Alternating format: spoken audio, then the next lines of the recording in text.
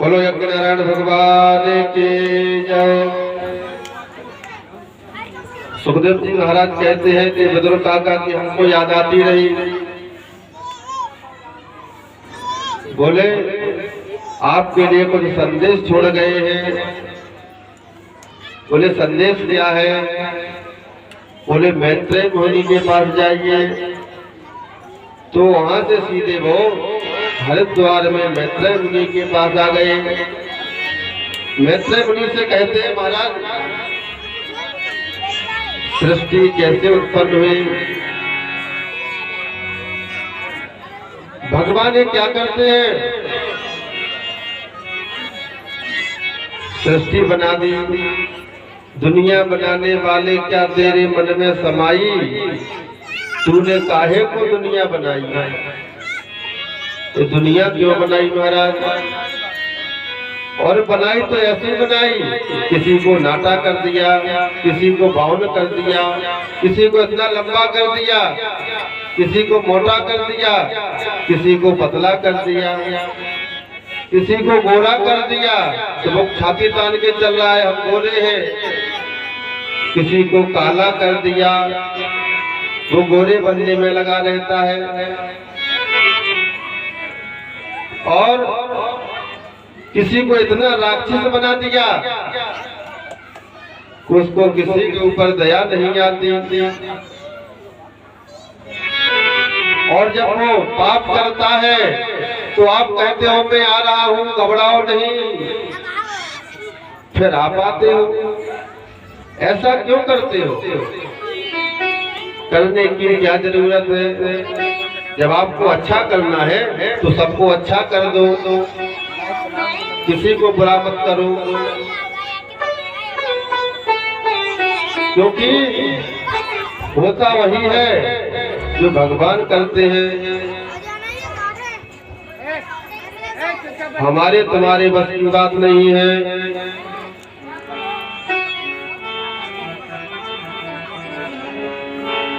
राम कीन जा है सोई हो, राम कीन चाहे सोई हो।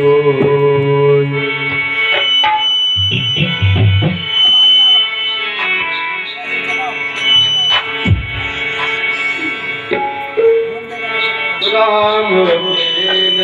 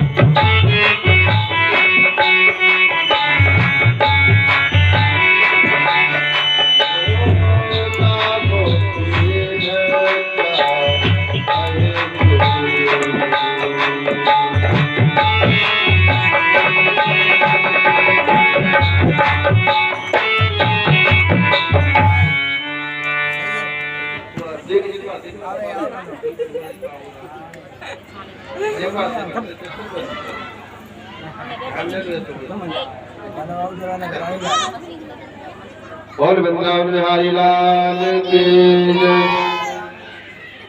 मैत्रेय मुनि कहते हैं कि राम की चाहे कोई हो ही और करे अन्यथा आसन नहीं कोई। क्योंकि होता वही है जो भगवान चाहे। आप जितना भी कुछ करते रहो, आप सोचो हमको यहाँ जमीन लेनी है, यहाँ बंगला बनाना है, यहाँ गाड़ी लेनी है, लेकिन हो सकता है कुछ और ही काम हो जाए। फिर कहोगे हमने सोचा ही नहीं था ऐसा हो जाएगा। ऐसा कौन करता है?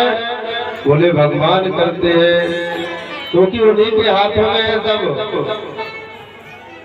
और हमेशा भगवान के हाथों में ही सौंपना चाहिए।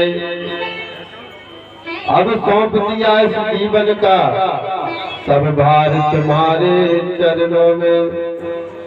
भगवान के सहारे रहो तो जीवन में कभी दुख नहीं आता।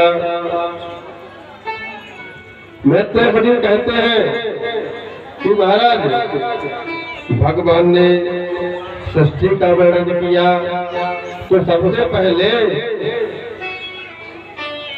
विष्णु के नाभि कमल से ब्रह्मा जी का प्राकट्य हुआ। ब्रह्मा जी आए और ब्रह्मा जी ने देखा कि चारों तरफ जल ही जल दिखाई देता है और कुछ दूसरा नहीं दिखाई देता।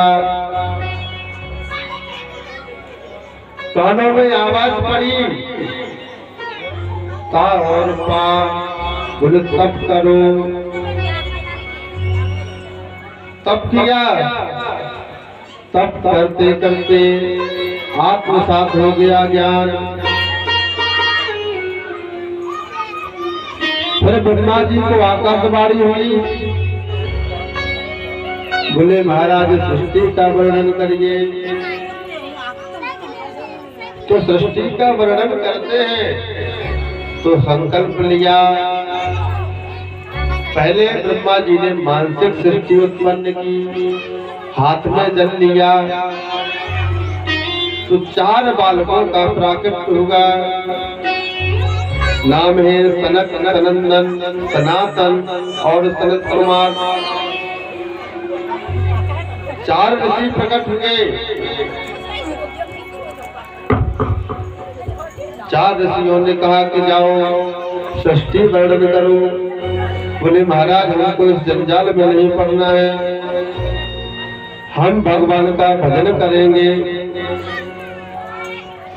श्राप दे दिया ब्रह्मा जी ने कि हमारी आज्ञा का उल्लंघन करते हो, जाओ 5 वर्ष से ज्यादा तुम्हारी उम्र नहीं होगी।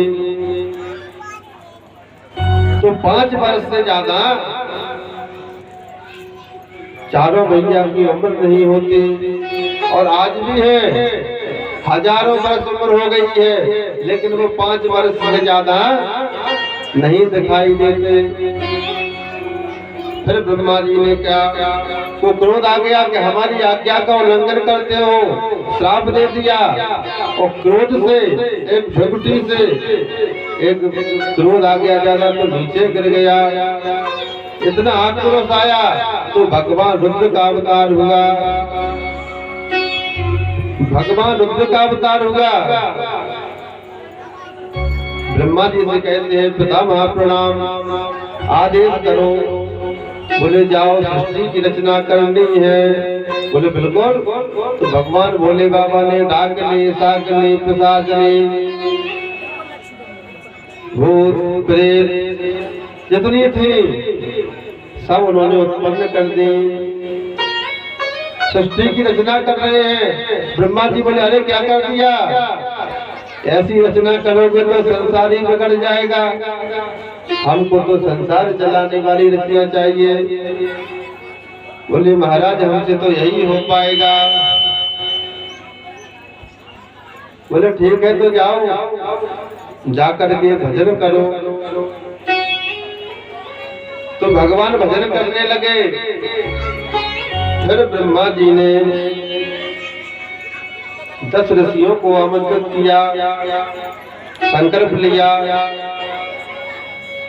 मरीचि, अत्रि, अंगरा, पुलस, पुलह, ऋतु, भृगु, वशिष्ठ, दक्ष और देवर्षि नारद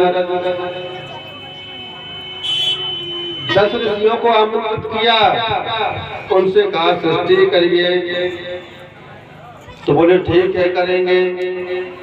लेकिन भगवान ने छाया से कर्दम ऋषि को प्रकट किया और वाम अंग से कन्या और दाएं अंग से पुरुष को जन्म दिया।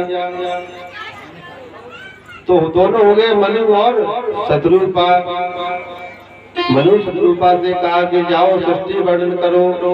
बोले जी महाराज, बोले मैं तो सृष्टि वर्णन करो। तब से मैथुन सृष्टि का वर्णन हो गया। हम और आप सब मनु महाराज की संतान हैं। मनु महाराज की संतान होने के कारण ही हम और आप मानव कहलाते हैं। क्यों? क्योंकि हम और आप मनु महाराज की संतान हैं। मनु महाराज ने सृष्टि वर्णन किया, जिनमें 3 बेटी और 2 बेटा हुए। 3 बेटी कौन महाराज? आकुति, देवहूति और प्रसूति। 3 बेटियां हुई मनु महाराज के और 2 बेटे हुए। 2 बेटे प्रियव्रत और उत्तानपाद। ऐसे बेटे महान प्रतापी राजा और 3 बेटियां जिन्होंने साक्षात भगवान के यहाँ जन्म दिया। मनु शत्रुपा भगवान कहते हैं सबसे पहले मंजली बेटी का वर्णन बताते हैं, देवहूति का। देवहूति का वर्णन बताते हैं भगवान। तो भगवान कहते हैं देवहूति का विवाह कर्दम ऋषि से हुआ। लेकिन उनकी एक शर्त थी कि हमारा विवाह हो गया लेकिन एक ही संतान को जन्म देंगे, फिर अपने राम जंगल में चले जाएंगे। बोले ठीक है महाराज।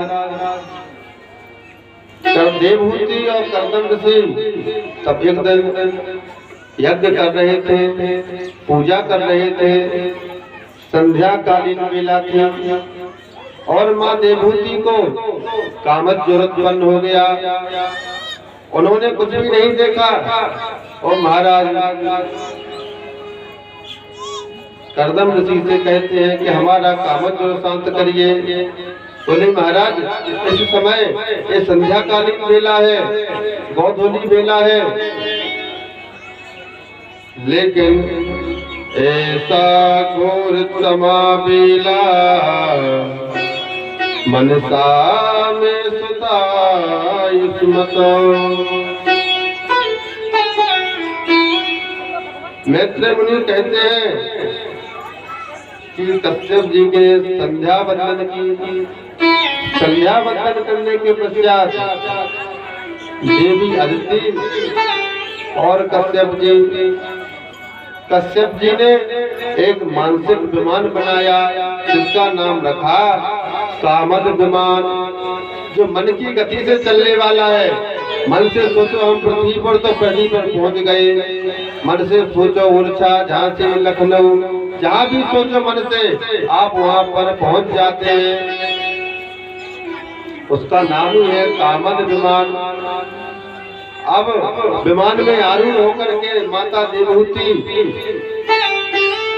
और कश्यप जी दोनों विमान में बैठ करके विहार कर रहे हैं। जैसे ही देवहूति का कामज्वर शांत हुआ तो बड़ी गिलानी हुई मन में कि मैंने क्या कर दिया।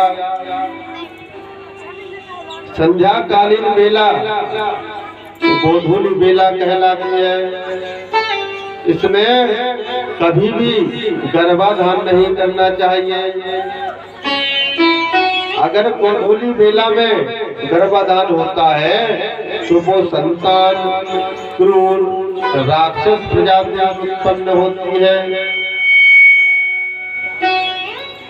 देवहूति ने सोचा कि अब क्या किया जाए, तो देवहूति ने अपने बच्चे को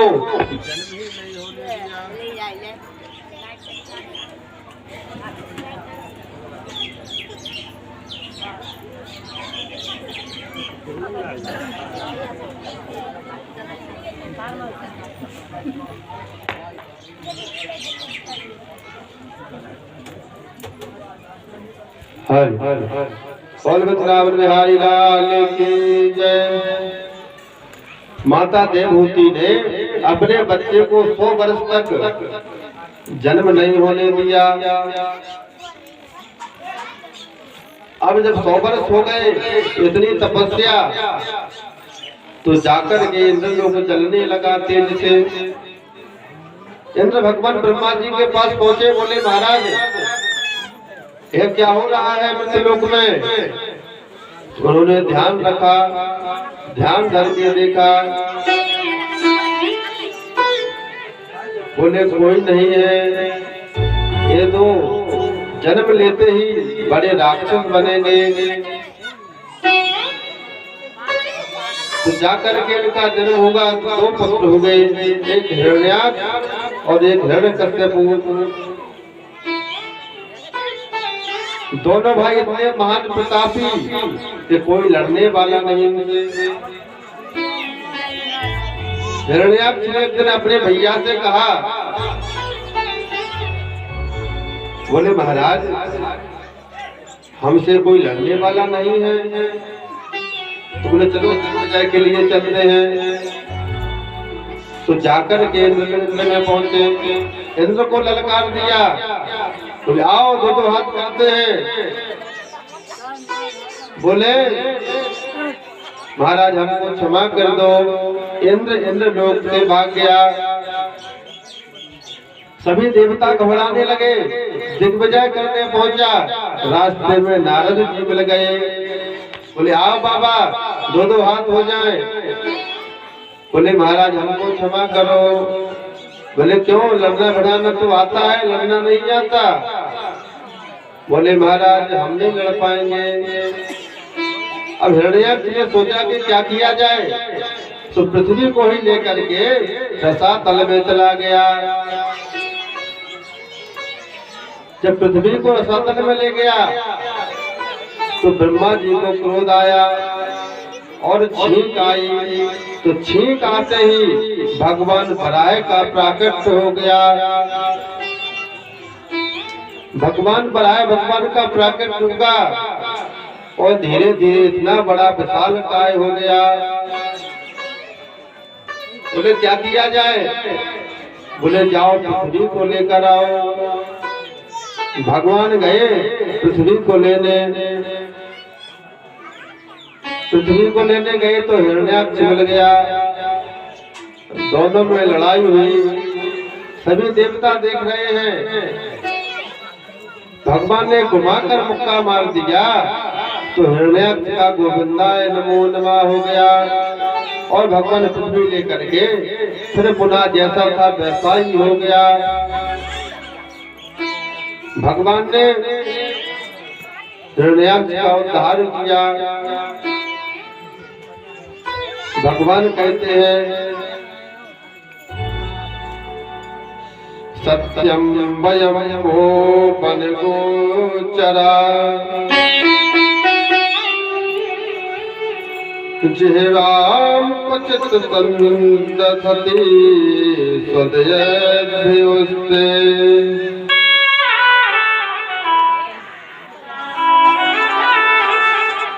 पूर्णमिदं पूर्णात् पूर्णमुदच्यते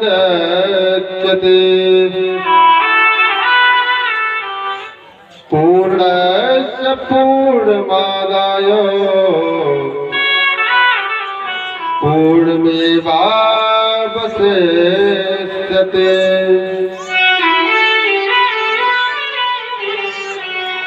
फिर भगवान कहते हैं कि पृथ्वी का जैसा था वैसा ही हो गया और मनु महाराज के द्वारा सृष्टि वर्णन हो गया। मनु महाराज का सृष्टि वर्णन करने लगे। फिर बोले महाराज 3 बेटी थी, आकुति, देवहूति और प्रसूति। तो इसमें मझली बेटी का चरित्र दिखाया, लेकिन अब दिखाती उनकी बेटी आकुति। महाराज मनु की बेटी आकुति का विवाह रुचित प्रजापति के साथ हुआ। पुत्र का धर्म का आश्रय लेकर के इनके घर में साक्षात यज्ञ नारायण भगवान प्रकट हुए और यज्ञ नारायण भगवान की जय। अपने यहाँ भी यज्ञ चल रहा है, यज्ञ नारायण भगवान प्रकट हुए और यज्ञ नारायण भगवान का विवाह दक्षिणा नाम की कन्या से कराया गया। बिना दक्षिणा के यज्ञ संपन्न नहीं होता। दक्षिणा यथाशक्ति होना चाहिए, लेकिन जमाना इतना हो गया, कम से कम 50 रुपया तो उसमें होना ही चाहिए। अरे लाखों करोड़ों दे सकते हो, लेकिन जितनी तुम्हारी श्रद्धा है 10-50 रुपया उसमें संकल्प में जरूर होना चाहिए। क्योंकि महाराज 3 से 6 घंटे तक पूजा कराते हैं और कम से कम आप तो 50 रुपया दे रहे हो, तो कम से कम संकल्प में 50 रुपया रखना चाहिए। इसलिए भगवान प्रसन्न होते हैं, जितनी बड़ी दक्षिणा दोगे उतना बड़ा पुण्य मिलेगा, जितनी ज्यादा दोगे उतना ज्यादा पुण्य लाभ प्राप्त करोगे। इसीलिए बिना दक्षिणा के यज्ञ पूरा नहीं होता। अब मैत्रेय महाराज कहते हैं कि मुनि, सबसे छोटी बेटी प्रसूति का विवाह दक्ष प्रजापति के साथ हुआ, जिनकी 16 बेटियां हुई। उन 16 कन्याओं में 13 कन्याएं धर्म को ब्याही और उन धर्म मूर्ति के गर्भ से नर और नारायण का जन्म हुआ, जो बद्री धाम में विराजमान है। बद्री मसाल में विराजमान है नर और नारायण। और स्वाहा नाम की बेटी का विवाह अग्नि भगवान से हुआ। जब पर बोलते हैं स्वाहा, उस समय स्वाहा उसी समय आहुति देना चाहिए, ना आगे और ना पीछे, क्योंकि स्वा बोलने से मुंह खुलता है, वहां पर बंद हो जाता है। इसलिए महाराज जी बोले स्वाहा, तुरंत आहुति डाल देनी चाहिए। कुछ लोग तो विचार करते हैं, स्वाहा बोल दिया कोई बात नहीं, 3-4 बात में इकट्ठी डाल देंगे। नहीं, समय पर उसका भी विधान है। मृगी मुद्रा से हवन करना चाहिए। कुछ लोग मुट्ठी भर के डालेंगे। अरे मुट्ठी भर के डालने से क्या होता है, कोई तुम्हारे मुंह में पूरा काट के ना तो ऐसे ही दे दे। इसीलिए जितना जाए, जितना ग्रास बने उतना ही देना चाहिए। तो भगवान कहते हैं कि दक्ष प्रजापति एक बार सभा लगी, ब्रह्मा जी ने स्वागत के लिए सम्मान समारोह रखा। उसमें सभी देवता आए, लेकिन महादेव जी ध्यान मग्न बैठे हुए थे। दक्ष प्रजापति आए तो सभी देवता खड़े हो गए, लेकिन महाराज महादेव खड़े नहीं हो पाए। भोले बाबा, उनकी मनसा कोई बुरी नहीं थी, लेकिन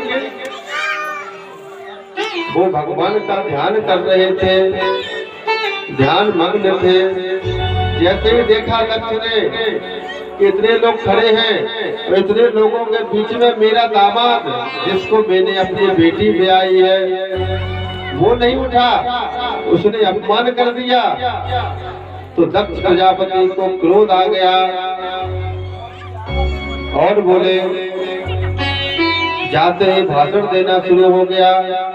बोले, हे शंकर, मैंने अपनी बेटी तेरे को ब्याही है, तूने मेरा अपमान कर दिया। सभी ने सम्मान किया, तूने इस घोर सभा में हमारा अपमान कर दिया और रुष्ट हो गया।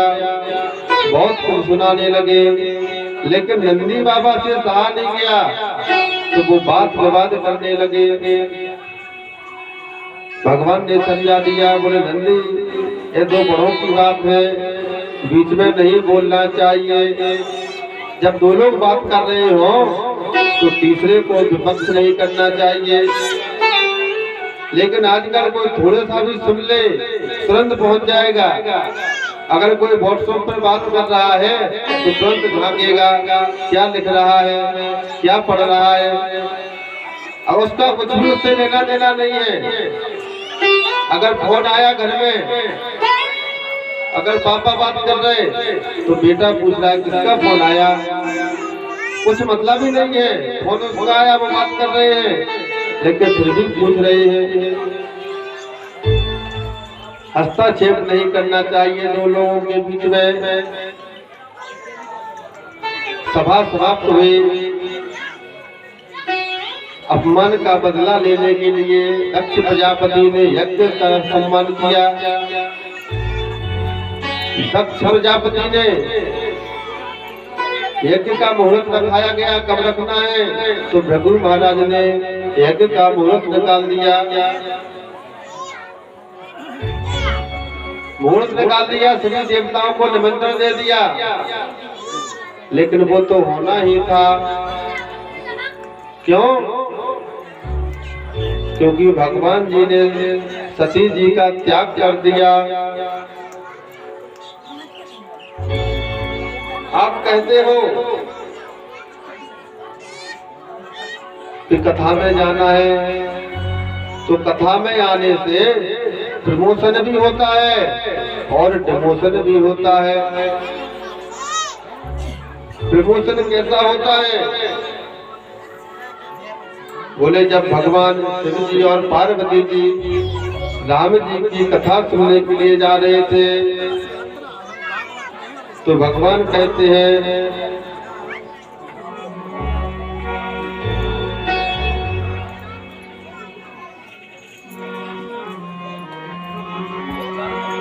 एक बार तेरे का जोग माही, एक बार तेरे का जोग माही, एक बार तेरे का जोग माही, एक बार तेरे का जोग माही, सब हो गए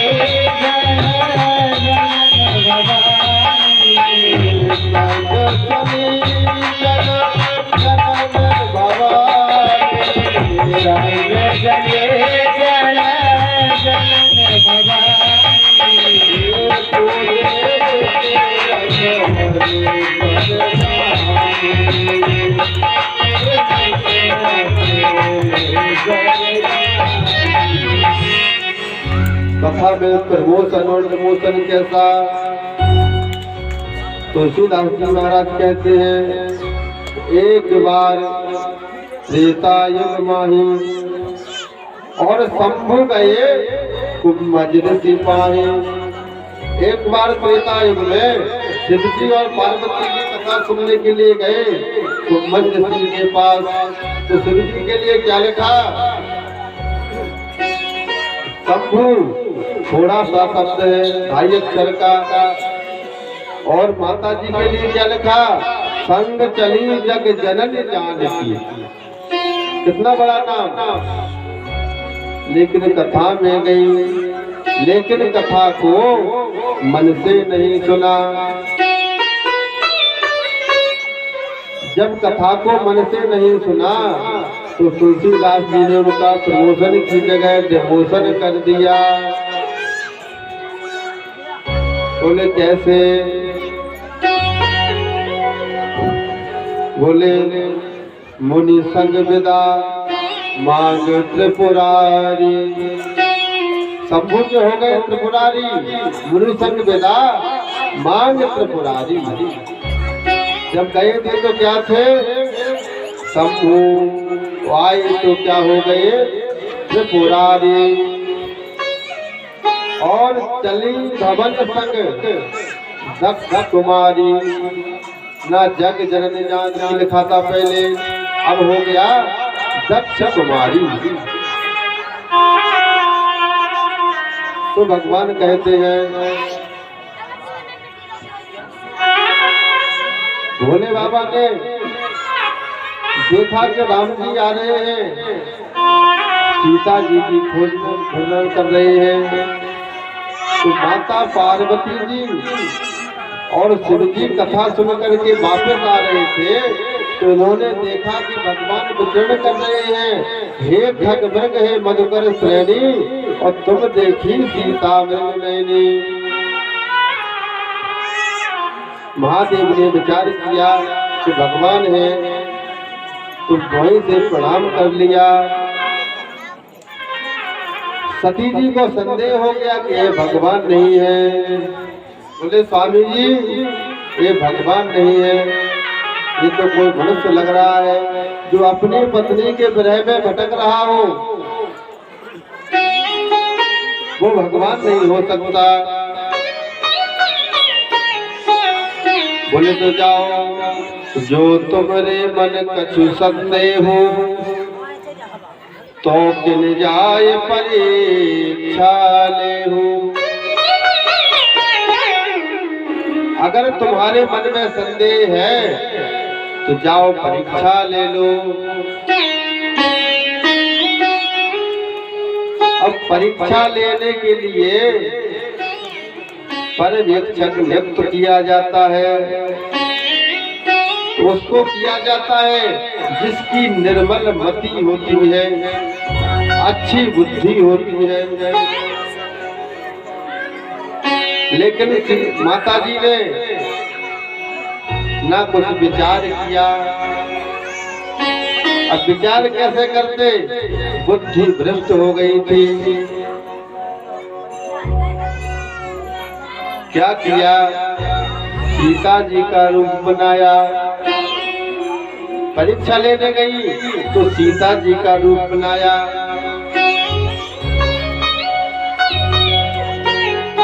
सीता जी का रूप बनाया और जाकर के भगवान जिस रास्ते से आ रहे थे उसी रास्ते में आगे जाकर के बैठ गई। थोड़ा सा भी विचार नहीं किया। नकल में भी अक्ल की आवश्यकता होती है।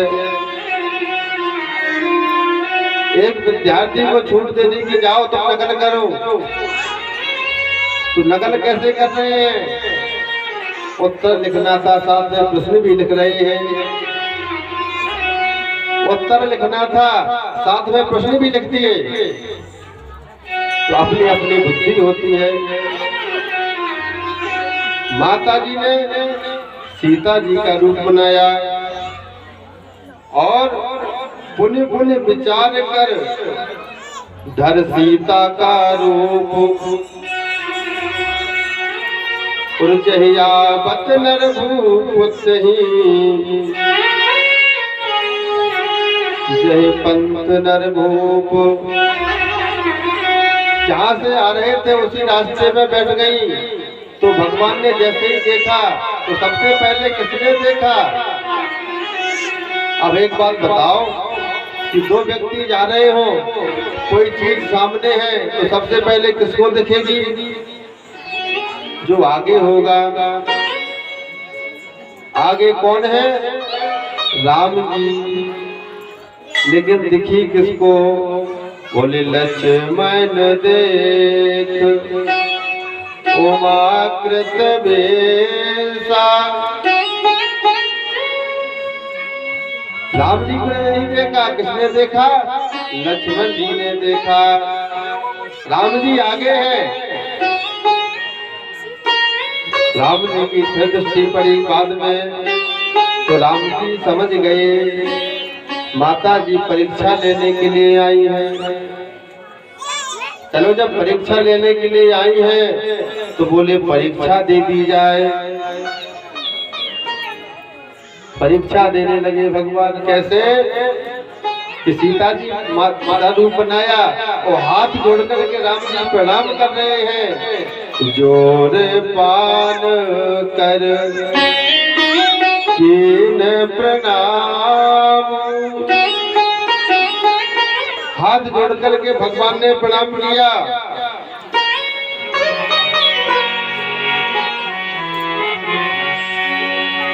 जोर पान कर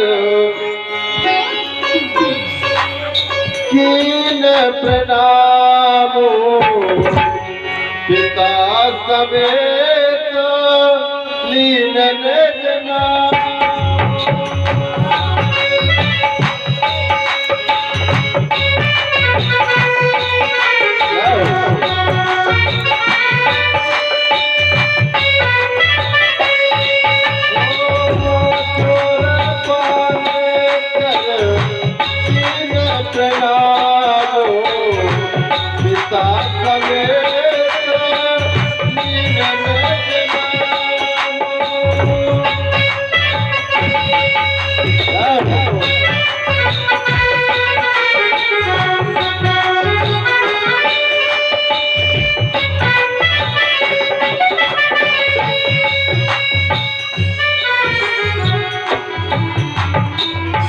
राजा रामचंद्र की जय। भगवान ने हाथ जोड़ करके प्रणाम किया और पिताजी का नाम लेकर के कि माता जी प्रणाम। अकेले क्यों? वो भी जंगल में वृषकेतु कहाँ है? तो जैसे ही भगवान ने प्रणाम किया तो माता जी का मुखमंडल लाल हो गया, उतर गया, मुरझा गया। बोले हम तो सोच रहे थे कि भगवान नहीं है। अब भगवान ने लीला प्रारंभ कर दी। जह देखे तय प्रभुआ सीना, जहाँ सीता जी माता जी पार्वती जी देखे वहाँ पर राम सीता, वहाँ इधर देखने इधर राम सीता, इधर देखने इधर राम सीता। जहाँ देखे वहाँ राम सीता। माता जी का भ्रम दूर होगा और वापस आई। भगवान ने कहा आ गई, कुछ परेशानी तो नहीं आई? बोले महाराज स्वामी कैसी बात करते हो? बोले क्यों न करें, जो भगवान की परीक्षा लेने जाए उसको तो परेशानी ही आती है। बोले कछुना परीक्षा लेने गुसाई, कीन प्रणाम तुम्हारे नाई। जैसे प्रणाम आप करते हो ऐसे ही हम प्रणाम करके चले आए। तब शंकर कर देखा जाना, तब शंकर घर देखा जाना। सती जो कीन चरित्र सब जाना। भगवान जान गए लेकिन फिर भी सीता छली जी से नहीं कह रहे कुछ कि क्यों हमसे झूठ बोलती हो? आप वहां पर सीता जी का रूप बनाया, हमको पता चल गया।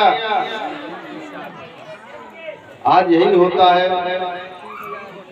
किसी को पता चल जाए कोई झूठ बोल दे तुरंत बोल दे क्यों झूठ बोलती हो? ऐसी पत्नी हो, ऐसे हमारा साथ दोगी जीवन भर? नाना प्रकार से बोलती हैं। लेकिन महाराज शिव जी ने 1% भी कुछ नहीं कहा और जाकर के भगवान के ध्यान मग्न हो गए। जब समाधि खुली, भगवान समाधि में संलग्न हो गए, राम राम का जप करने लगे। बीते संवत सहत 87 संवत बीत गए, भगवान की समाधि टूटी तो शंकर सन्मुख आसन दीना। सामने आकर के माता जी को आसन दी। माता जी समझ गए भगवान ने हमारा परित्याग कर दिया। उसी समय घटना हुई दक्ष प्रजापति का अपमान।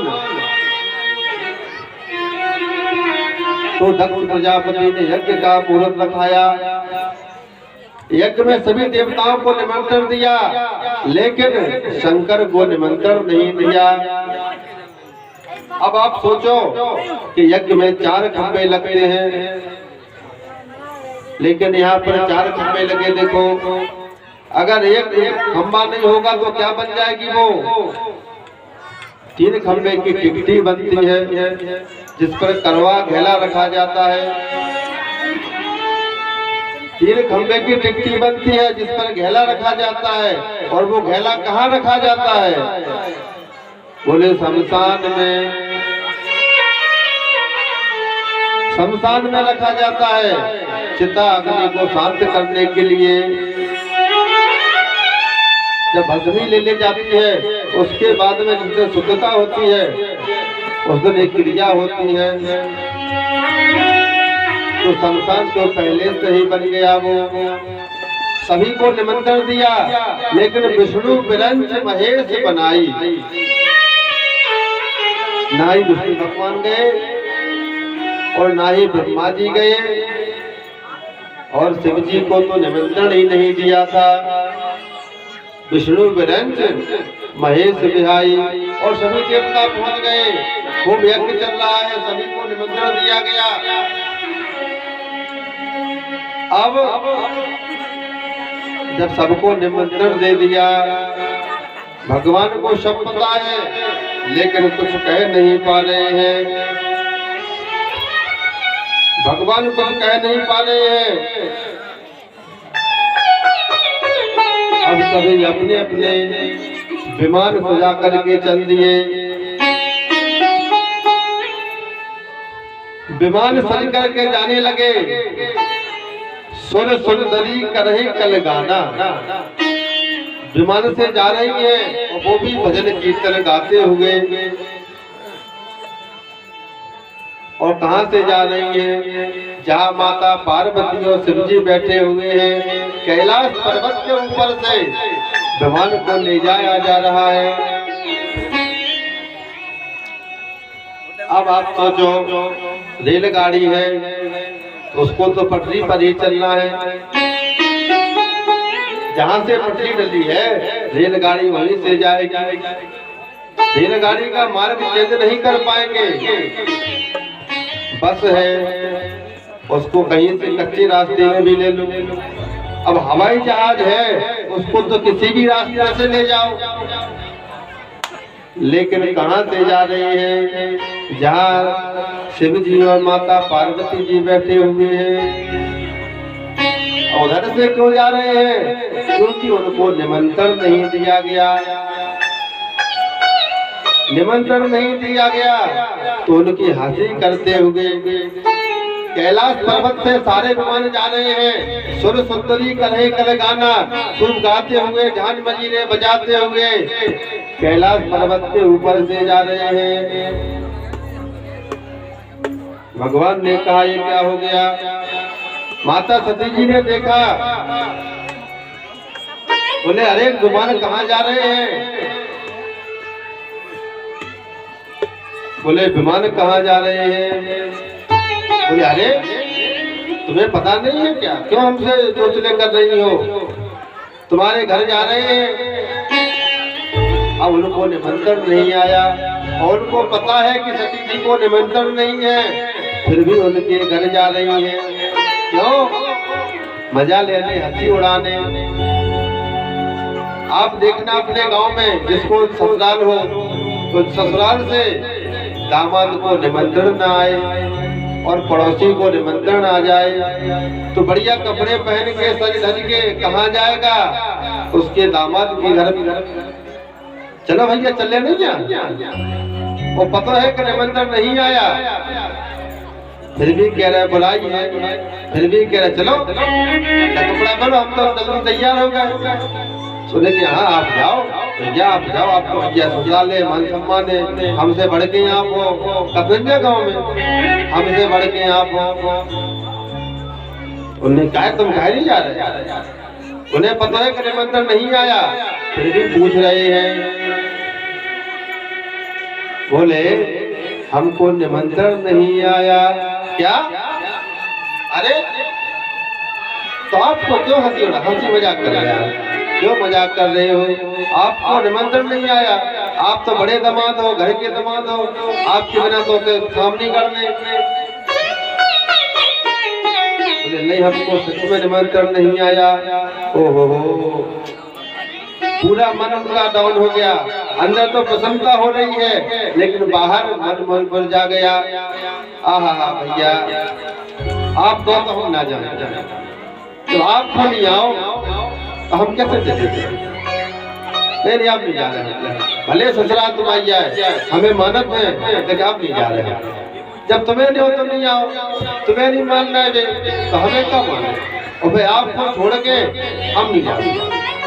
इतना अंदर इतनी प्रसन्नता हो रही मन में, आहा बेटा बहुत करते ससुराल ले तो नहीं आओ।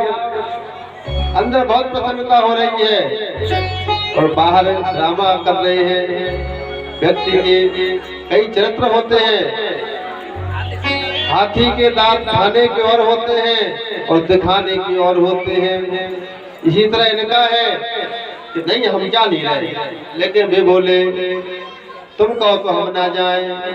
बोले नहीं भैया, आपको निमंत्रण आओ, आपको तो जाओ जरूरी है और आप जाओ। गाड़ी स्टार्ट करी और ससुराल में चल दिए और प्रसन्नता से जा रहे हैं। आहा, देखो जिनकी ससुराल है वे नहीं आए, हमें न्योतो आओ। बड़ी प्रसन्नता से जा रहे हैं और तो ढोल पीटते जा रहे हैं। गांव में ही कह दिया चलो भैया लवा लो, देखो क्या उन्हें न्योतो ही नहीं जाओ, उन्हें जाने नहीं आया, उन्हें निमंत्रण नहीं आया। अब जितने भी विमान जा रहे थे कैलाश पर्वत से, सती जी से कहा कि आपके घर जा रहे हैं। बोले अच्छा, बोले क्या है? बोले अच्छा पता नहीं है क्या, आपके घर में पिताजी यज्ञ कर रहे हैं। कहा बोले चलो चलो हम आते हैं।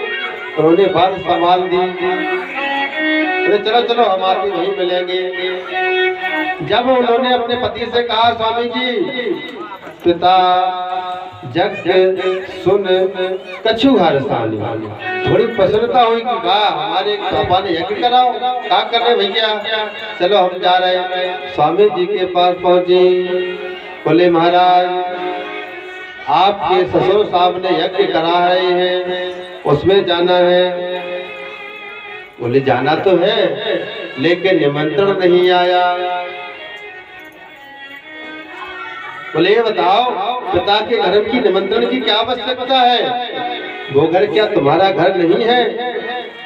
जब पत्नी का काम बनना हो तो ऐसी बात कर देती है कि समझो ऐसी बात कर दे कि पति पानी पानी हो जाए।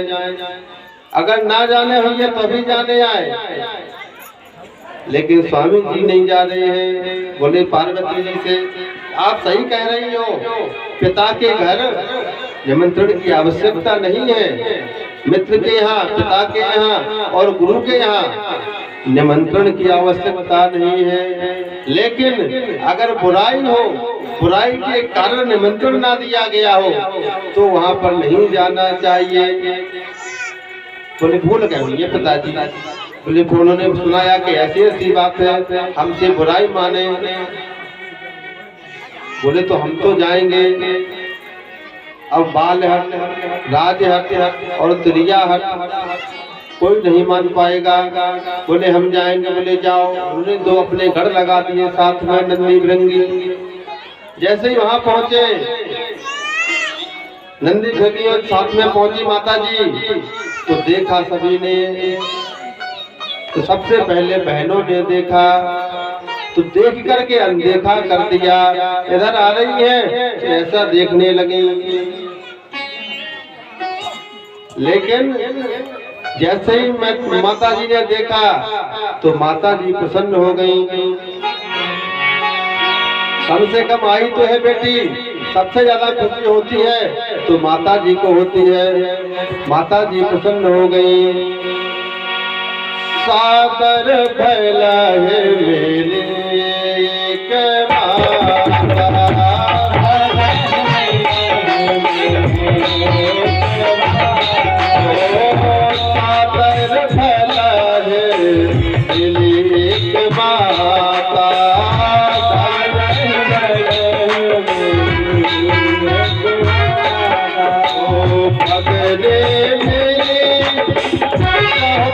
मुस्काता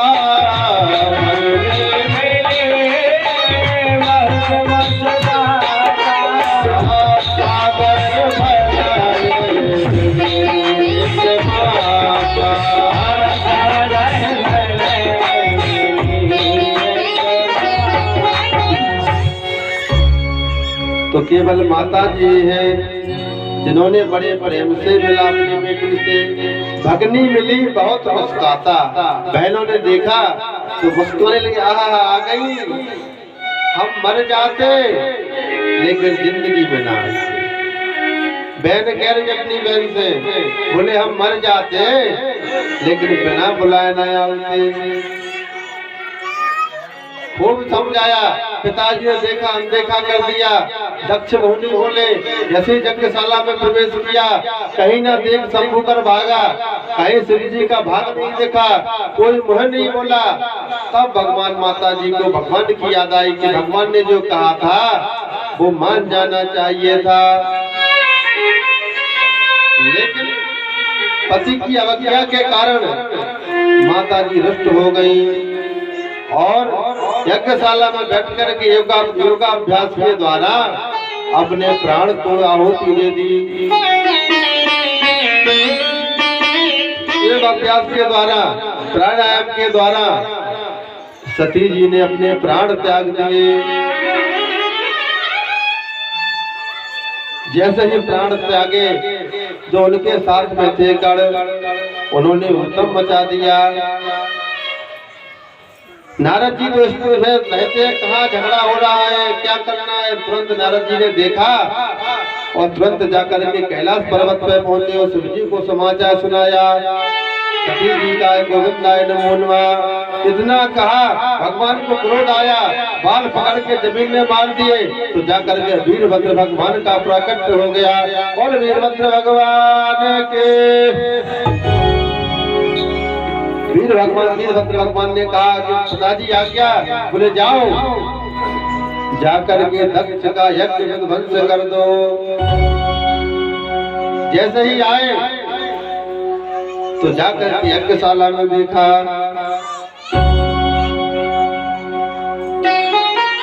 भृगु महाराज को आदत की दाढ़ी पे हाथ फेरने की, मंत्र बोल रहे हैं, पूजा करा रहे हैं, दाढ़ी पे हाथ फेर रहे हैं। जैसे ही देखा वीरभद्र ने दाढ़ी पटा ली। वीरभद्र ने दाढ़ी पटा ली। कोई जो भंडारे के वो भरे हुए थे, सामग्री बनी हुई थी, तो उसमें लोड़ रहे हैं। जब ऐसा देखा और जाकर के सभी पकड़ के लाए और दक्ष को ही पकड़ करके उसका सर हवन कुंड में स्वाहा कर दिया। जैसे ही हवन कुंड में स्वाहा किया तो सभी देवताओं में हाहाकार मच गया। बोले क्या किया जाए, बोले चलो महादेव को मनाए। छड़ई तुष्टा छड़ई रुष्टा रुष्टा तुष्टा छड़ई छड़ई। भोले बाबा थोड़े में ही प्रसन्न हो जाते हैं और थोड़े में ही नाराज हो जाते हैं। प्रजापते स्वरस्य संप्रता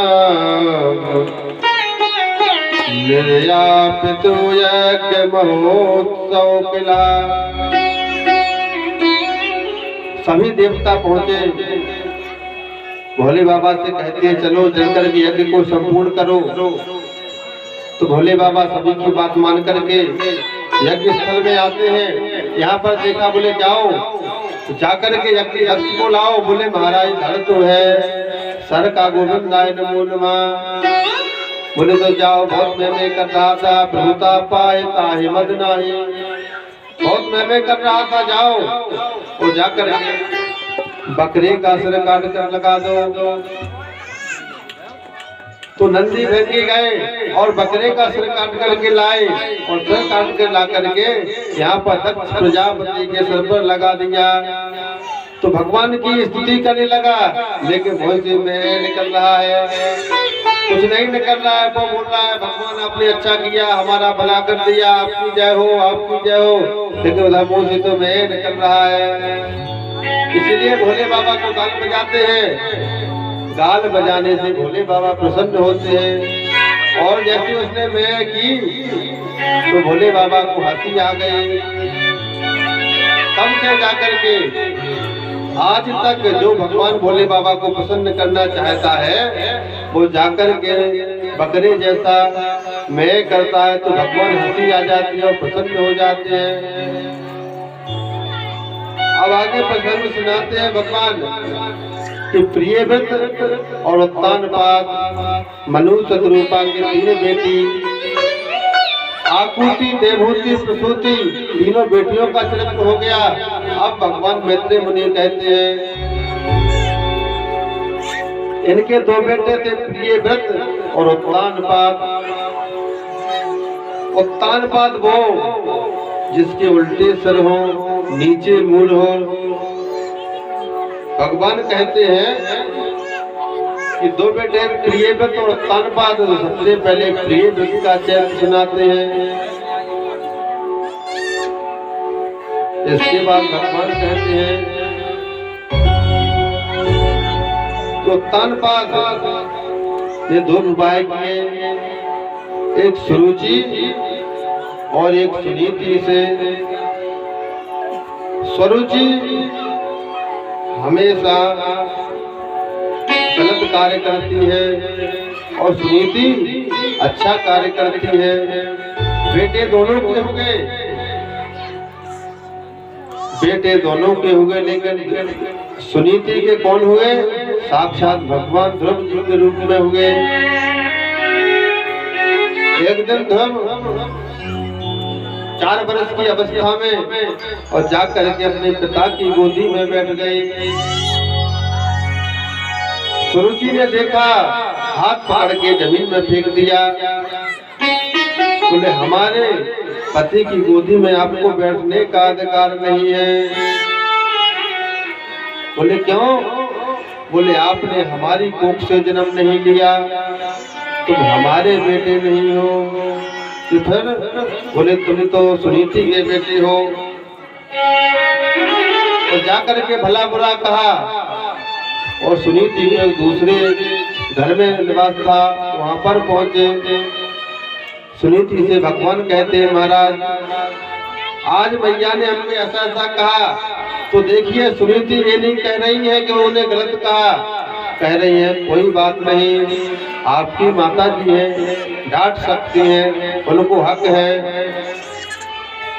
बोले लेकिन हम अब उसको नगर में प्रवेश नहीं करेंगे जब तक हम राजगद्दी के अधिकारी ना हो। और इतना कह करके ध्रुव जी जंगल में चले गए। जंगल में गए तो कई दिनों तक तपस्या कर रहे थे। तपस्या करते करते नारद जी से मुलाकात हो गई। नारद जी ने बहुत समझाया लेकिन ध्रुव भगवान ने नहीं मानी। एक दृढ़ विश्वास, एक भरोसा, एक बल, एक आत्मविश्वास। ध्रुव जी को विश्वास था और विश्वास के प्रभाव से भजन करते रहे। तो नारद जी ने कहा कि चलो आप मथुरा में जाओ, गंगा यमुना जी में डुबकी लगा करके भगवान का भजन करो। गुरु मंत्र दे दिया, ओम नमो भगवते वासुदेवाय, गुरु मंत्र दे दिया। तो ध्रुव जी ने गुरु मंत्र का जाप किया, जाप सुना किया कि भगवान प्रकट हो गए और भगवान ने आशीर्वाद दिया।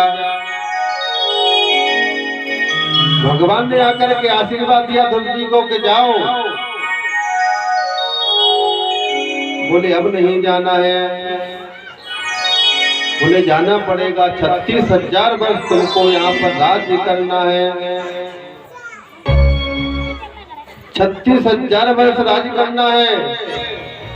तो ध्रुव जी आए और ध्रुव भगवान ने नारद जी और भगवान का आदेश मान करके जैसे ही नगर में प्रवेश किया तो सभी जो माँ जो ध्रुव को अपना बेटा नहीं मान रही थी, उसने अपना बेटा माना और जाकर के सिंहासन पर बिठा दिया। जाकर के सिंहासन पर बिठा दिया और खुद जाकर के जंगल में भगवान का भजन करने चले गए। महाराज ध्रुव जी ने 36,000 वर्ष राज्य किया और राज्य करने के बाद में अपने बेटा बहन को राज्य सिंहासन सौंप करके चले गए। राज्य सिंहासन सौंप करके चले गए, लेकिन राजा बहन इतना क्रूर, कहीं हवन हो तो जाकर के यज्ञशाला विध्वंस कर दे। बैन नाम है बैन, धार्मिक कार्य सब बैन, जैसा नाम वैसा काम। बोले ये मत बोलो इंद्राय नमः हनुमते नमः, बोलो बैनाय स्वाहा, बैनाय स्वाहा, बैनाय स्वाहा। एक महात्मा जी भजन कर रहे थे तो राजा बैन ने कहा कि हे महात्मा क्या कर रहा है? बोले भगवान का भजन। बोले नहीं करना है, बोलो बैनाय नमः, बैनाय का भजन करो। महाराज को क्रोध आया और क्रोध अग्नि से राजा बैन को भस्म कर दिया। लेकिन संतों की कृपा, राजा बैन के शरीर का मंथन किया गया। मंथन करने से राजा हुए पृथु, पृथु ने राज्य किया। इसके बाद में भगवान कहते हैं एक कानकुब्ज नाम के ब्राह्मण थे, नाम था अजामिल। पंडित जी इतने विद्वान, तो उनके सामने कोई विद्वत काम में न टिकता था।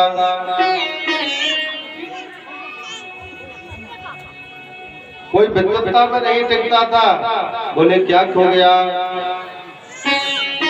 कहीं भी यज्ञ हो, रामायण हो, भागवत हो, सुंदर कांड हो, तो महाराज उन्हीं को लेवा जाते थे।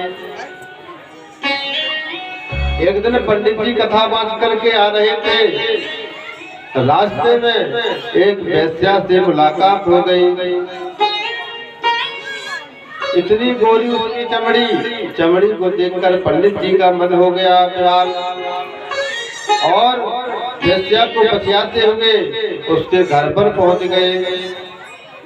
बोले हमारे साथ चलो, बोले हमारे साथ चलो। तो वेश्या को तो पैसा चाहिए, पैसा चाहिए, पैसा ही पति है उनके लिए। तो पंडित जी के साथ में आ गई है, जामिल के साथ। लेकिन इतना विद्वान, शादी हो गई, एक बेटा भी है, बेटे का नाम नारायण रखा। लेकिन जब बुद्धि भ्रष्ट होती है तो कोई नहीं बचा पाता।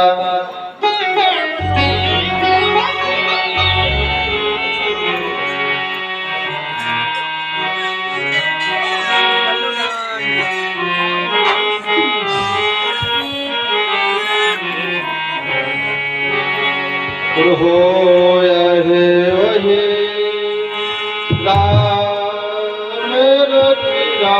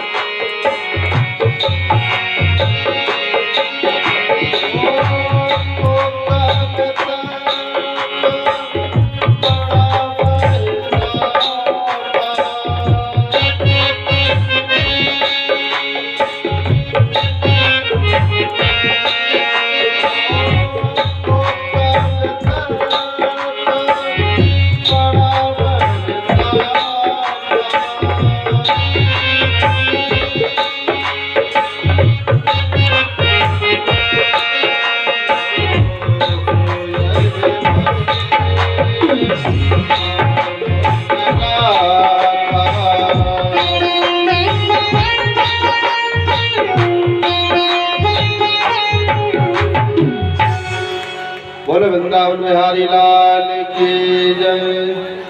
होता वही है जो भगवान चाहे। कोई कितना भी बड़ा ले शाखा, तो भगवान कहते हैं कि वेश्या को घर पर लाए। तो जैसे ही घर पे लाए तो घर पर महारानी पहले से एक बेटा और पत्नी। बोले कौन है? बोले हमारी धर्म पत्नी। बोले अरे जब धर्म पत्नी है तो हमको लाने की क्या आवश्यकता? बोले जो सुंदरता आप में है वो इनमें नहीं है, मन रीझ गया। अब क्या होगा? बोले तो एक म्यान में दो तलवारें नहीं रह सकती, क्या किया जाए? बोले इसको बाहर निकालो। 1.5 साल का जिसका बालक और उस पत्नी को बाहर निकालने के लिए कह दिया। अजामिल बहुत ही विद्वान थे, बोले धर्म पत्नी है, धर्म पत्नी को बाहर निकालना है, वो रहेंगे तो हम नहीं रहेंगे। अब धर्म पत्नी, पति कोई भी पाप करता है तो उसका पाप पत्नी को नहीं लगता। क्यों? क्योंकि वो धर्म की पत्नी है। और पत्नी जो पुण्य करती है उसका पुण्य पति को नहीं मिलता, और पत्नी जो पुण्य करे पति तो पत्नी को मिलता है, और पत्नी करती है तो पति को नहीं मिलता है। अगर वो चाहे तो दे सकती है, अगर वो चाहे तो दे सकती है, क्योंकि वो जो कुछ करती है पति के लिए करती है। तन समर्पण, जीवन समर्पण, सातों जन्म समर्पण, और क्या चाहिए जीने को, और क्या चाहिए। जब पाणी ग्रहण संस्कार होता है तो जो 7-5 वचन होते हैं उसमें पंडित जी कहते हैं कि माता पार्वती जी कन्या कह रही है आप 7 जन्म तक हमारे साथ रहोगे, मंजूर है तो मैं आपके बाम अंगाने को स्वीकार हूँ। मंजूर है। तब जाकर के कन्या बामंग होती है और फिर वो पत्नी बन जाती है। और पत्नी खाली पत्नी नहीं रही थी, अब आज की पत्नी अलग है, लेकिन उस समय धर्म पत्नी जो धर्म के मार्ग पर अपने पति को आगे बढ़ाए। आजकल तो उल्टी सलाह देती है। कभी भी किसी पत्नी ने अपने पति से नहीं कहा होगा कि चलिए मंदिर, चलिए रामायण में, चलिए आज लक्ष्मी माता चलते हैं, उल्टा चलते हैं। लेकिन घूमने के लिए 50 जगह निकाल देंगे। एक अलग से नियम निकल गया हनीमून, शादी हुई बोले हनीमून पे जाना है। अरे भगवान का भजन करो, कोई तीर्थ पे जाओ, शादी संपन्न होगी, वहां से आपको आशीर्वाद मिलेगा, सुंदर सा बालक का जन्म होगा, भगवान की कृपा होगी। लेकिन जाना तो मनाली है। ये नया नियम निकाल दिया। लड़की शादी से पहले फिक्स कर लेती है, देखो शादी हो रही है, अपन कहाँ चलेंगे। बोले सर्दियों में हो तो फलानी जगह चलेंगे, गर्मियों में हुई तो बोले शिमला ऊटी देहरादून चलेंगे। सब फिक्स कर लिया। और तो और आज की लड़कियां कहती हैं कि सुनो आपके 2 भाई हैं, आप छोटे हो, तो ये नहीं कि बड़े भाई की चले, हमारी भी चलेगी, हमारी भी चलेगी। आप सोचो भैया जो बोले, भाभी जो बोले, नहीं, हम भी उस घर में आ रहे हैं, हमारी भी चलेगी। अगर भी की जगह ही हो जाए, बोले आपको जो चाहना है तो क्या भैया ही करेंगे, आपका भी कर्तव्य आपसे ही पूछा जाएगा। आप भी तो उस घर के सदस्य हो, हम भी उस घर की बहू हैं। इसी पे कितनी शादियां टूट जाती हैं शादी से पहले। शादी हुई नहीं और टूट जाती है। भरोसा मत करो, सांसें टूट जाती हैं, हवेली महफूज रहती है और छतें टूट जाती हैं। किसी ने कहा है कि सांसों की जात तो आ रहे हैं, ये भी टूट जाना है, इसका भरोसा नहीं है। भरोसा मत करो, सांसें टूट जाती हैं, हवेली महफूज रहती है और छतें टूट जाती हैं। हवेली खड़ी है लेकिन छत ऊपर से खाली है। लड़कपन में किए वादे की कीमत कुछ नहीं होती। छोटे छोटे बच्चे एक दूसरे को अंगूठी पहना देंगे तो क्या शादी हो जाती है?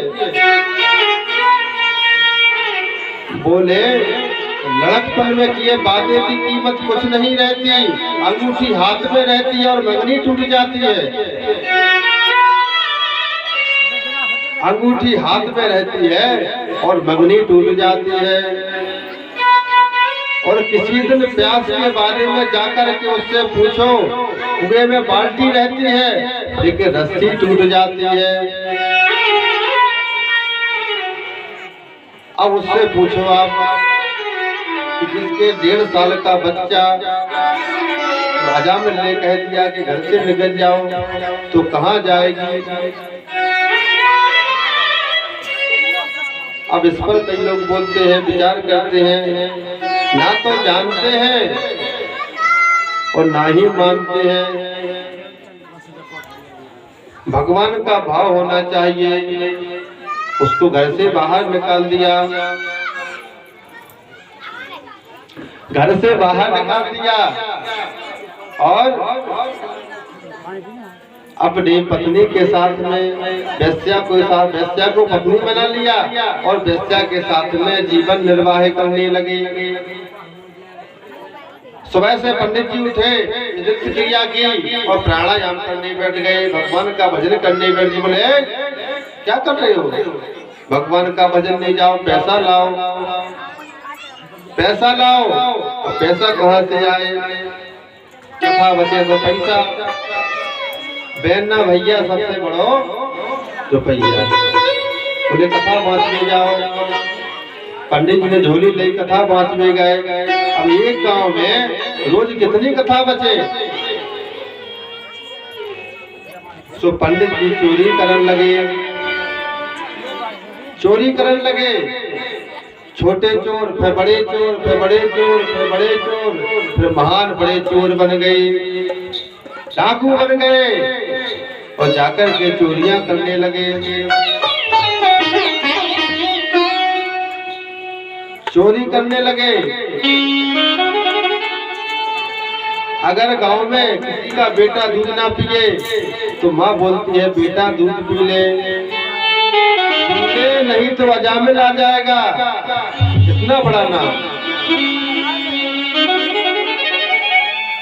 अंतुत्वा आया है तो जाएगा राजा रंग फकीर। एक दिन इनकी वृद्धावस्था आई और मैना स्त्री में लेट गए जमीन पर। लेकिन भगवान की कृपा, बेटे का नाम नारायण रख दिया।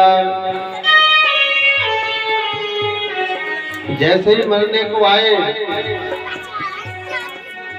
अब कुछ लोगों से कहो कि दान करो दान करो। बोले अभी नहीं, मरते समय करेंगे।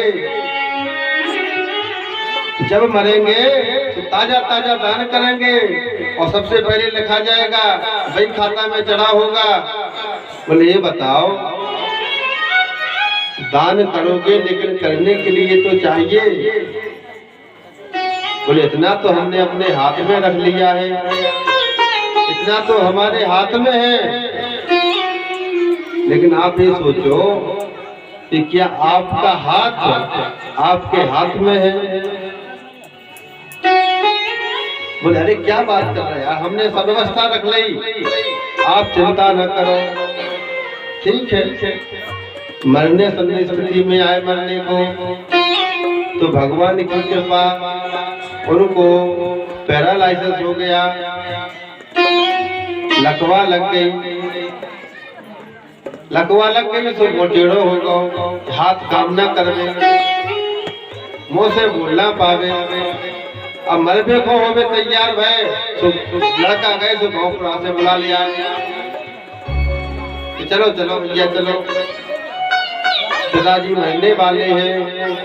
अब क्या किया था उसने कि जहाँ वो लेट रहा था तो सामने की दीवार में सोना चांदी रख दिया बनवा के कि जब मरेंगे तो सामने सीधा निकाल के और ब्राह्मणों को अन्यायों को दान कर देंगे। अब सभी लोग आए, बोले दान कराओ दान कराओ। बोले महाराज कछु है, लड़का बोले है नहीं यहाँ। बोले क्या किया जाए? बोले जा बताओ। ये कहते कि हमें हाथ में है। सो बोले कहाँ है? मुंह से बोलना पावे। बोले भैया आप कहते थे हमारे हाथ में है, कहाँ है? ले आओ लगा देवे। तो मुंह से बोलना पावे, हाथ से इशारों कर रहे ऐसो। अब कोरोना नुगंजा चल रही, न कछु न लिख पा रहे, ऐसे चल रहे। अब गांव के सोच रहे कि भैया लड़कन से बोले जी इशारों काय कर रहे हैं ऐसो? बोले ये क्या कह रहे कितना है, जो हतो ये दीवाल में लगा दो। अब पैसा है नहीं और जो हतो ये दीवाल में लगा दो। लड़का बोले बाप तो मर ही रहो, पैसा काय को चलो जाए, पैसा आगे काम नहीं आए। इसलिए अपने जीवन के चलते जागना चाहिए। दीपक बुझने को जलता है, दीपक बुझने को जलता है, मरण सदा से जीवन के ही आंचल में पलता है। अपन जन्मदिन मना रहे, हैप्पी बर्थडे, दिया जला रहे, मोमबत्ती जला रहे, लेकिन मरण सदा से जीवन के आंचल में ही पलता है। जो मरना है अपने आंचल में पल पल के बड़ा हो रहा है। जिस दिन बड़ा हो जाएगा मरण, उस दिन अपन चले जाएंगे। लेकिन अपन जन्मदिन मना रहे, हैप्पी बर्थडे कर रहे, लेकिन आपका मरण बड़ा हो रहा है, जीवन बड़ा नहीं हो रहा है। जीवन कम हो रहा है तो मरण बड़ा हो रहा है। इसलिए जीवन में सत्कर्म करो, भगवान का भजन करते रहना चाहिए। एक वृंदावन में संत माधव दास जी थे। माधव दास जी थे, उनका रोज का काम था कि संतों भोजन कर ले, उसके बाद में जो जूठन बचे यानी शीत प्रसाद उसके करवा में इकट्ठा करते थे, उसी से भगवान को भोग लगाते थे और वही पाते थे। माधव दास जी महाराज कितना बड़ा प्रेम भगवान से कि पूरी संतों की शीत प्रसादी को इकट्ठा किया, करवा में रखा, भगवान को भोग लगाया, बचा हुआ स्वयं पाते थे। एक दिन क्या हुआ, तो भोग लगाना भूल गए और ग्रास मुख में रख लिया। जैसे ही ग्रास मुख में रखा और ध्यान आ गया कि भगवान का भोग नहीं लगाया, भगवान को भोग नहीं लगाया, और मन में विचार करने लगे क्या किया जाए, बहुत बड़ी गलती हो गई।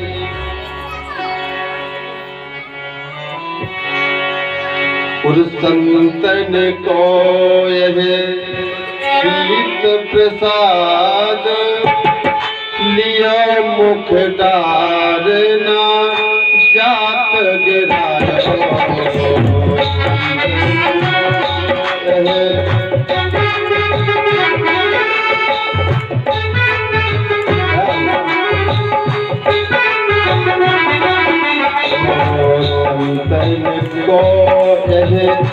शीत प्रसाद लियो मुख डारना जात गिरायो।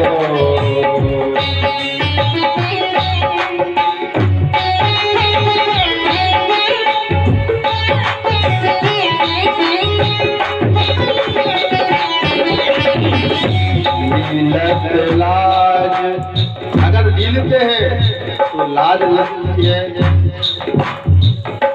लीलत लाज लगे मन में मन मोहन को ना भोग लगाया।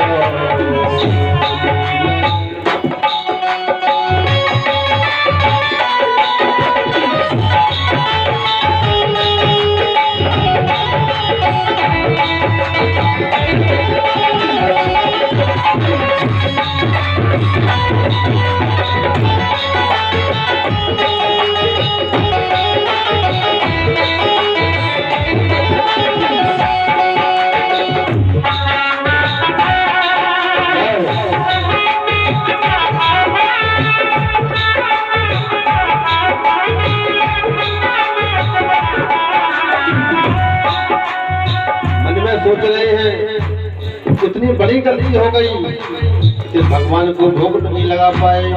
अगर सीलते हैं तो लाज लगती है और बाहर निकालते हैं तो संतों की प्रसादी का अपमान होता है। संतों का सील प्रसाद है। ओ भाई करते साफ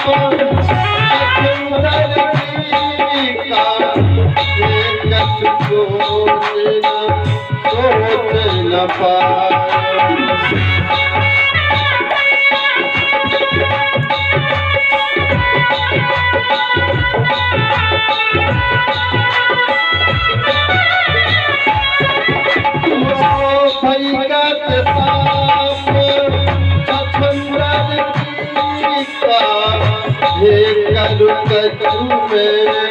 सोच न पायो जीत गयो जीत गयो जीत गयो कई रजनी दिन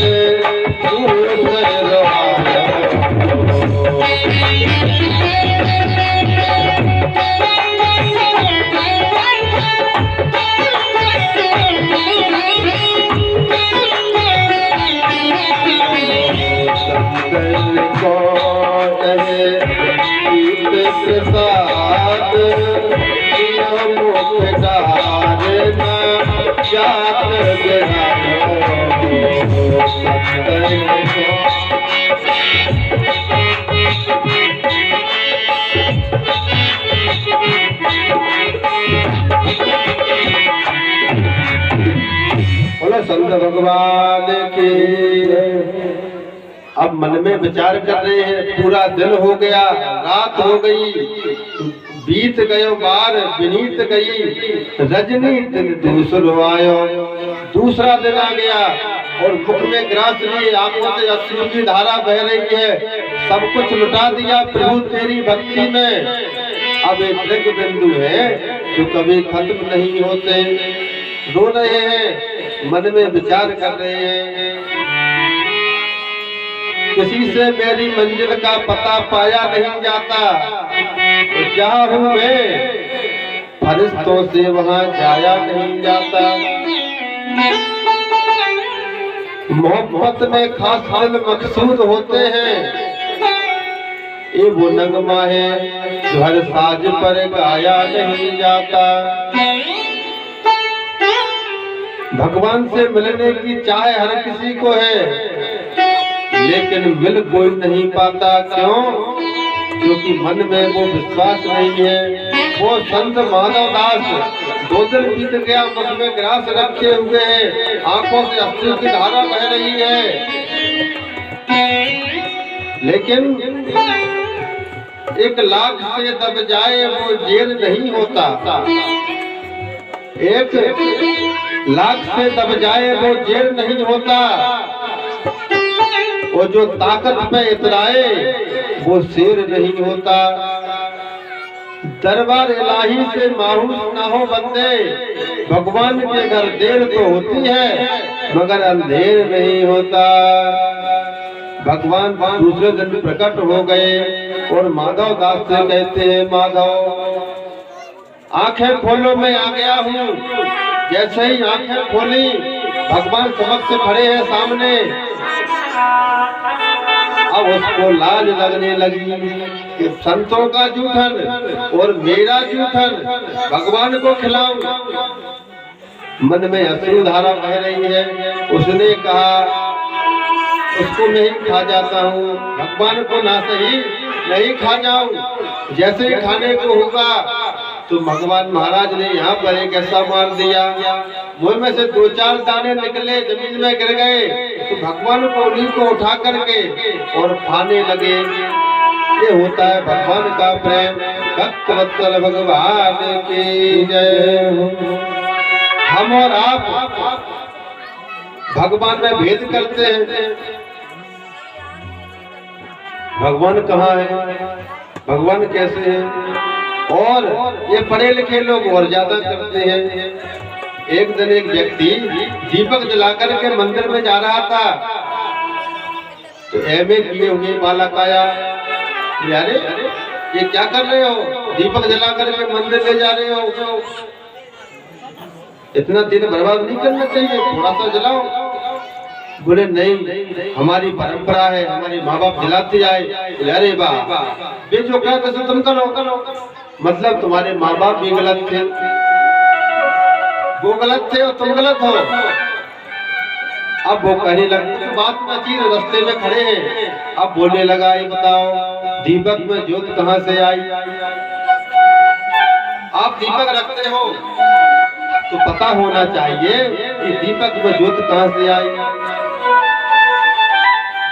अब उसको दिमाग चकरा गया, कुछ अच्छा पाला पड़ गया। बिना ही बात के लोग लग जाते हैं, भगवान पर से बात करते हैं, कोई काम ना काम। तो उसने एक काम किया, हाथ को लिया और दीपक में मार दिया, बोले बुझा दिया। बोले अब तुम बताओ ये बुझ के कहाँ गई? वो पूछ रहा था दीपक को ज्योत कहाँ से आई? बोले ये बताओ कि दीपक की ज्योत बुझ के कहाँ गई? बोला हम नहीं जानते, आप बताओ। बोले जहाँ से आई थी वहीं चली गई। बोले भक्तवत्सल भगवान की जय, जहाँ से आई थी वहीं चली गई। कुछ बात में अच्छी लोग बोलते हैं भगवान कैसा होगा, ऐसे भगवान है। अरे भगवान आपकी भावना में होता है, भगवान के भक्त में भक्त का जैसा भाव हो भगवान वैसे बन जाते हैं। क्या राम की मूर्ति बना दी, भगवान है उसमें? दुर्गा की मूर्ति बना दी, भगवान है उसमें? किसी में भगवान नहीं है। आपका मन है कि इसमें भगवान है तो इसमें भगवान है। चाहे गौड़ हो, गडोजा हो, भगवान हो, हनुमान जी हो, राम जी हो, कोई भी हो, आपका मन कह रहा है कि यहाँ भगवान है तो वहाँ भगवान है। चरीला में कुछ नहीं था, दो गाय चराने वाले बाल थे। बोले हम ब्याह हो जाए तो बेटी नचवा देते। बातें होने लगी आपस में, भगवान की कृपा ब्याह हो, ब्याह हो, उसने बेटी नचवा दी। गांव में हल्ला हो गया, भैया उधर चलो। और फिर बुंदेलखंड की जनता भेड़ गया दशा, जहाँ एक करे वहीं सब करे, चाहे अच्छा हो भला हो, विचारी नहीं करना है। तो भैया वहाँ पर करीला धाम बन गया। तो धाम क्यों बन गया? क्योंकि वहाँ से भक्त का तार भगवान से जुड़ गया। कहीं कुछ नहीं है, जहाँ आप सोचो यहाँ है तो वहाँ भगवान है। ये जहाँ भी सोच लिया कि भगवान इसमें है, देखो पहला दिन है खम्भे से भगवान निकाल दिए। लेकिन ये बताओ इस बात विवाद करने से फायदा क्या है? भगवान कहते हैं मैं कुछ नहीं हूँ, मैं तो एक पानी हूँ, नीर माने पानी।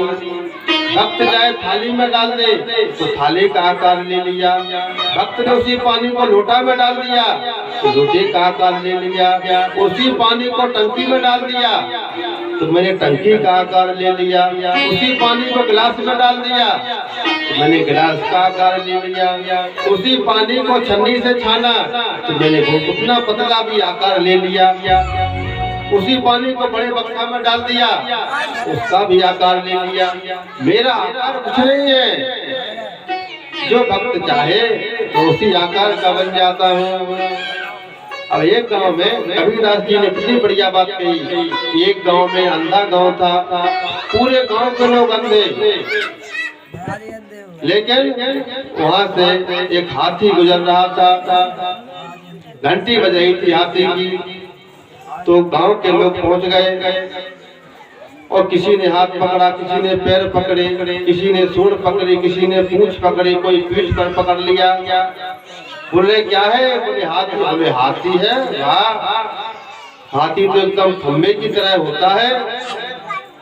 दूसरा बोला अरे नहीं, ये तो कटीले पेड़ की तरह है। सूंड पकड़े भी कह रहे नहीं, ये तो कटीले पेड़ की तरह है, जैसे खजरी का पेड़ होता है, खजूर का। पीछे वाला जो पूंछ पकड़े बोले नहीं, लकड़ी की तरह है, इसमें थोड़े थोड़े कांटे से भी है।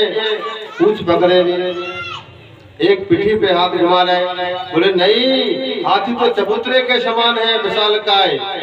और एक जो कान पकड़े सूपा कैसे, बोले भैया हाथी तो ऐसे लग रहा हमें जैसे किसी छाने बाबी छान से बन सूपा हो जैसे। बोले सूपा कैसे हाथी लग रहा हो? बात सभी की सत्य है, लेकिन सभी ने पूरा नहीं देखा। जिसने जितना देखा उतना बोल रहे हैं। और हाथी जाकर के आके दूसरे गांव में चला गया। इधर आपसी में लड़ाई होने लगी, लड़ने लगे, बोले हाथी ऐसा है, हाथी ऐसा है, हाथी ऐसा है, हाथी ऐसा है। इतना छोड़ो, इतने लड़ने लगे कि आपसी में बुराई हो गई। अंधों में बोलचाल बंद हो गया।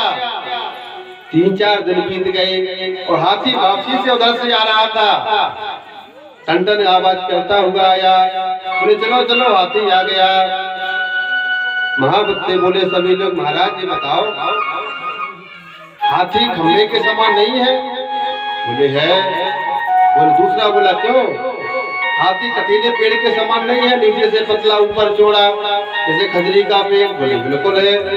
और जो पीठ पकड़े होंगे थे बोले क्यों भैया हाथी सीमेंट के चबूतरा जैसा नहीं है, लंबा चौड़ा? बोले बिल्कुल है। जो पूंछ पकड़े बोले भैया हमारी सुन लो, ये हाथी पतली लकड़ी के समान नहीं है जिसमें छोटे छोटे कांटे हो? बोले बिल्कुल है। देखो सभी की बात सत्य है, लेकिन सभी ने पूरा देखा नहीं है। जब तक भगवान को पूरा जान नहीं पाओगे तब तक पूरा कह नहीं पाओगे। इसलिए भगवान को जानने के लिए भक्त बनना पड़ता है, क्योंकि बिना भक्त के भगवान मिलते नहीं है। इसीलिए भगवान कहते हैं जो भक्त बन जाता है उसी को दर्शन देते हैं और फिर श्लोक में शुरू होकर के अंत में वैकुंठ धाम को चले जाते हैं। और भगवान से मिलने की चाहे कभी खत्म नहीं होनी चाहिए। एक संत जी कहते हैं चाहे पैसों से आनों में आती रही, चाहे आनों से रुपया बनाती रही, चाहे रुपया से नोट बनाती रही, चाहे नोटों से कोठी बनाती रही, चाहे कोठी से मोटर मंगाती रही, चाहे मोटर से होटल में जाती रही, चाहे होटल में बोतल खुलाती रही, चाहे क्या क्या न करती कराती रही, चाहे पाली जिन्होंने वो पीले होंगे, चाहे पीली जिन्होंने वो रसीले होंगे, चाहे छोड़ी जिन्होंने वो रसीले हुए, चाहे जड़ से लगी जी जला हो गया, चाहे हर से लगी जी हरा हो गया, चाहे उनकी हमको हरदम सताती रही, और वो अगर चाहे उनकी हमको हरदम सताती रही, चाहे उनको हमारी हरदम चाहिए। और जब वो चाहे तो फिर क्या चाहिए? अगर भगवान ने सोच लिया है कि हमको आपसे मिलना है तो मिलना है, ना कोई द्वारपाल, और आपको मिलना होगा तो लाखों करोड़ों खर्च करने पड़ेंगे। इसलिए भगवान कहते हैं कि राम नाम का आश्रय लो और संसार में खुशी खुशी रहो।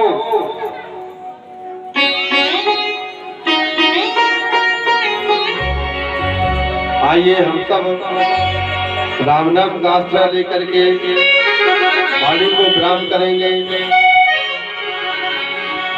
बोल वृंदावन में हरि लाल की जय हो।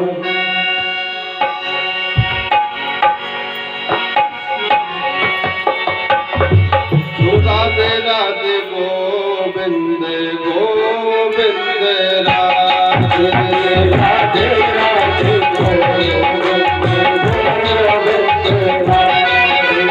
राधे राधे गोविंद गोविंद राधे राधे राधे गोविंद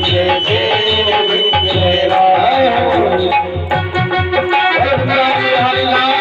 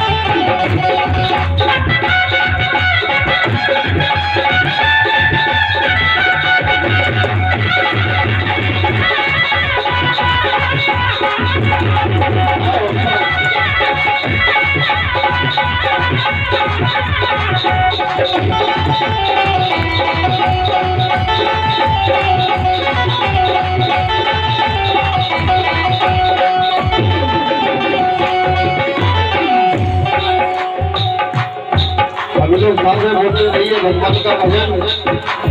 राधे राधे गोविंद गोविंद राधे।